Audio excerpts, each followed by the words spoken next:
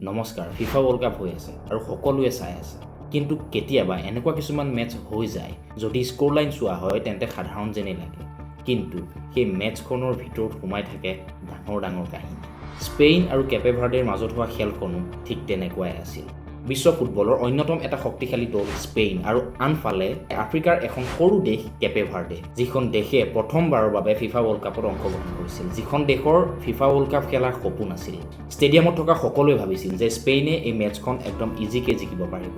কিন্তু সেইদিনা মেচখনত যি ঘটিছিল সেয়া স্পেইন আৰু ষ্টেডিয়ামত থকা কোনো লোকে কোনো এজন দৰ্শকে কেতিয়াও কল্পনা কৰা নাছিল খেলখন আৰম্ভ হোৱাৰ লগে লগে স্পেইনে বলৰ পজিশ্যন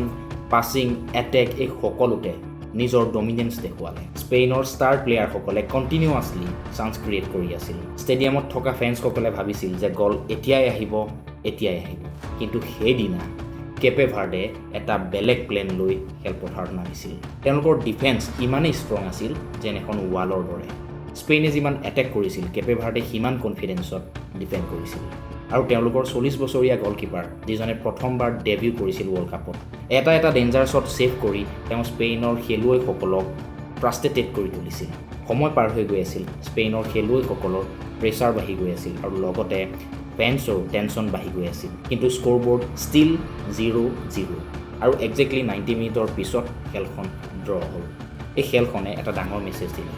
যে ফুটবল কেৱল ডাঙৰ নাম বা ষ্টাৰ প্লেয়াৰ থাকিলেই জিকিব নোৱাৰে পেশ্যন টিমৱৰ্ক আৰু যদি ফাইটিং স্পিৰিট থাকে তেন্তে আপুনি যিকোনো টিমকে চেলেঞ্জ দিব পাৰে আৰু যিটো কেপে ভাৰ্ডে কৰি দেখুৱালে সেইদিনা কেপে ভাৰ্ডে হয়তো মেচখন জিকিব নোৱাৰিলে কিন্তু লাখ লাখ ফেন্সৰ